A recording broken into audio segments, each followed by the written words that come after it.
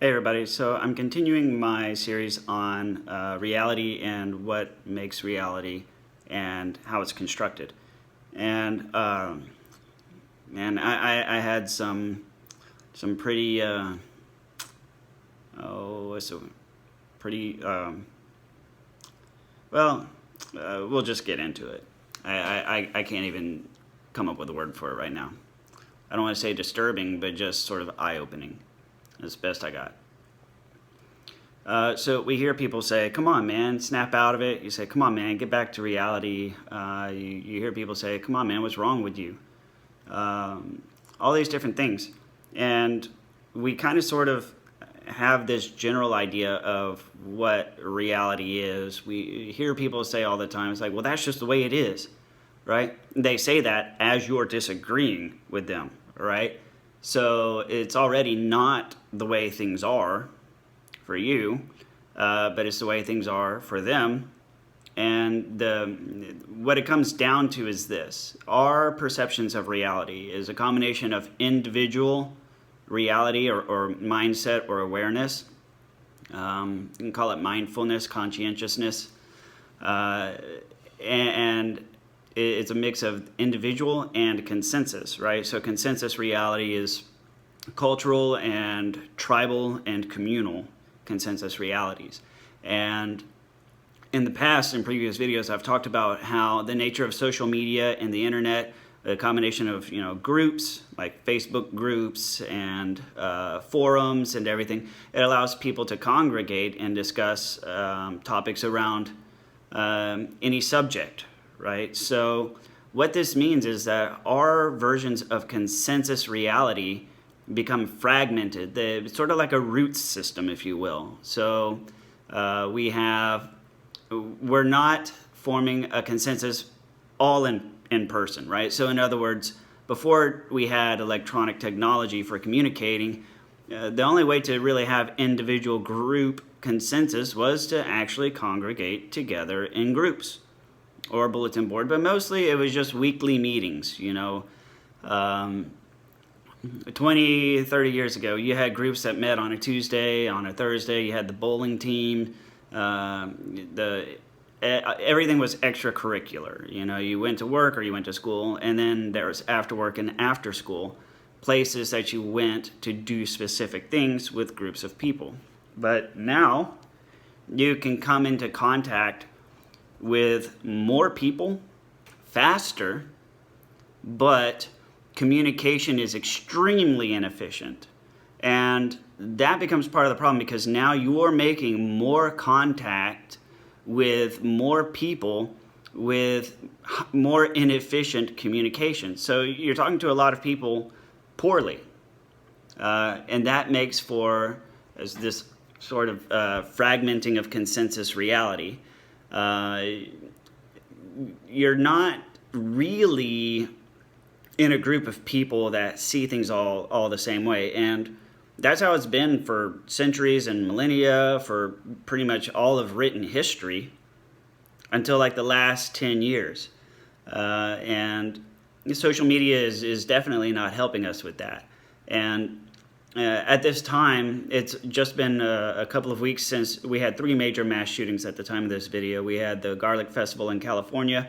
We had the mass shooting in El Paso at the Walmart, and we had the Dayton, Ohio mass shooting.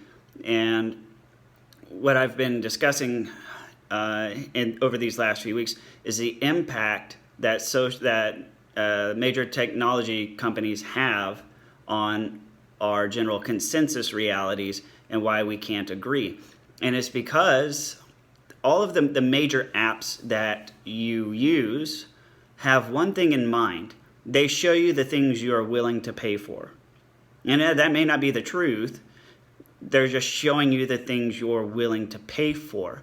And what are you willing to pay for? Well, it's the things in your general fragmented consensus reality that's worth something, right? It's worth something, but your consensus reality is not what it should be. Your consensus reality is a bunch of individual pieces of a bunch of different things you've talked to a bunch of strangers about very poorly. So a lot of not well thought out conversations and conclusions. We're typing with our thumbs. We are all habitual thumb twiddlers whenever we type. And so what I want to do in this video, I kind of sort of want to open your eyes to exactly how far off base we are, because I put a lot of thought into this. Now, understand going into this, because I'm going to be discussing mass shootings, I understand everybody has their own personal opinions. And going into this, I am not trying to promote something as the all-powerful solution, okay? Because I think it's pretty hard to get everybody to agree. However, what I have done and what I'm going to present to you is information that has been completely overlooked, that has not been a major driving theme in the information that we're given. And I think it's important information that is not being picked up and discussed by any real news networks or internet companies, because it's just not what people want to hear. So I'm going to show you important topics that people generally just don't want to hear, don't want to do, don't want to talk about, and as a result, it doesn't appear in people's feeds.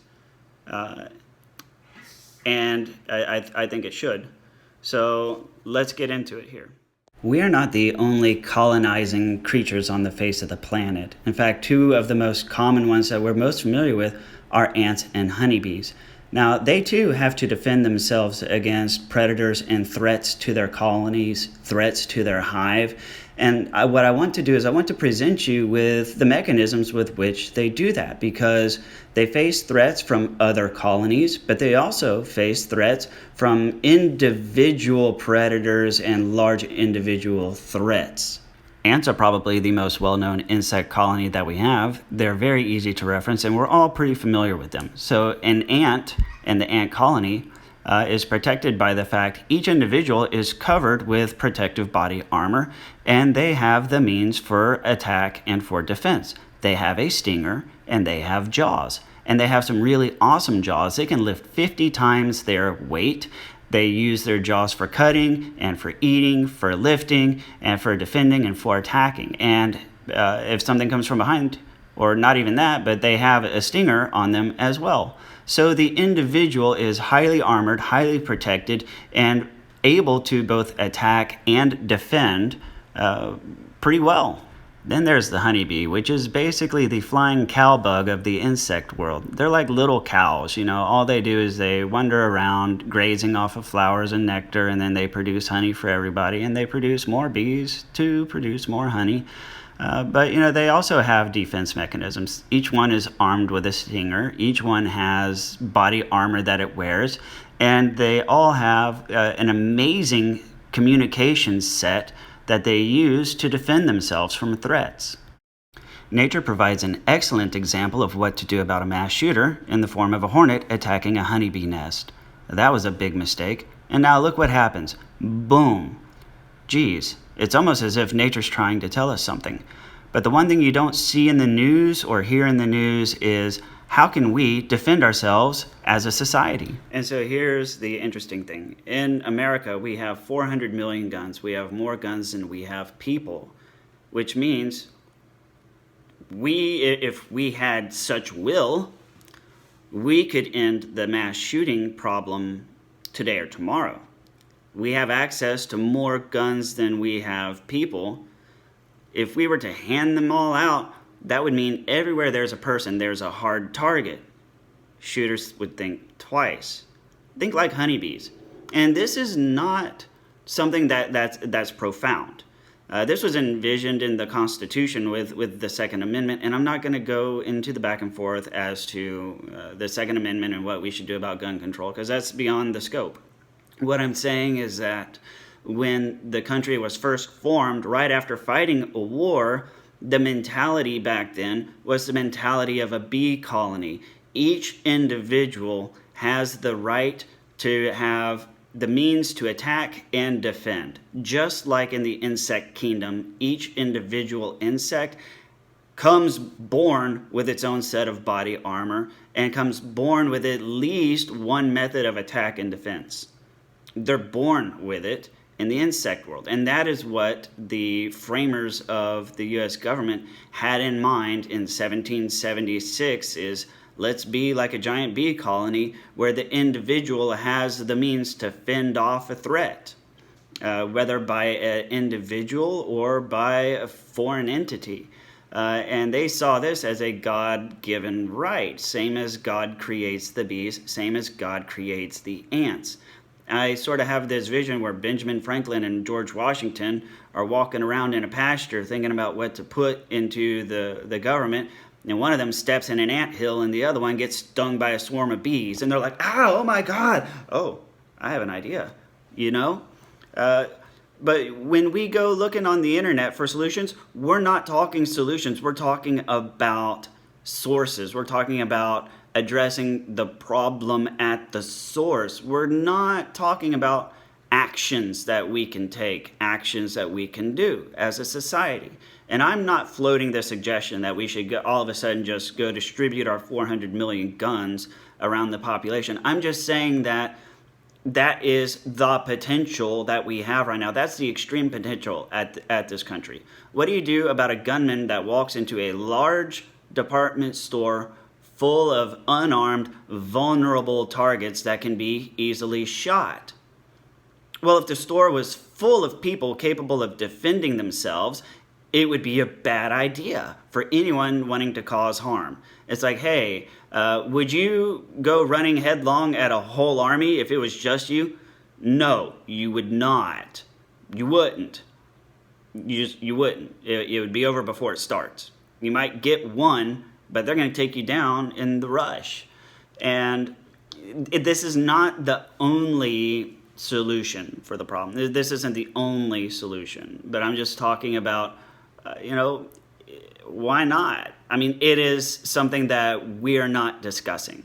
We're not discussing ways that we as individuals, what we can do, what I can do, what you can do, like actively do, so that you're contributing to the prevention of mass shootings everywhere you go. Now think about that. That would be a really powerful message. If there's a message that says, mass shootings are a problem, here's what you as an individual can and should do everywhere you go to make sure that a mass shooter will turn around and change his mind. Okay? And if it's not carrying a gun or carrying a knife or ninja throwing star or nunchuck, pepper spray, who knows? But if every individual carries with them the means for attack, defense, and protection, solved. The individual needs three things: protection, the means to attack, the means to defend. Just like in nature. But that's the thing about our current state of reality. Because in reality, our search results are not returning what we, the individual, need. Their search results are returning things we want to buy, things we want to spend money on, things we want to read. And what do we want to read? Overwhelmingly, we want to read how it's somebody else's fault, how it's somebody else's responsibility to fix things, and to absolve ourselves of fault or resolution, to absolve ourselves of responsibility. That's what we want to read, and we're going to read it all day long. But at the end of the day, what needs to happen? The individual needs three things: the ability to protect themselves, the ability to attack an offender, and the ability to defend against an attack, right? So it's just something to think about. Thank you very much for watching. Please like, comment, or share, and I'll see you on the next video.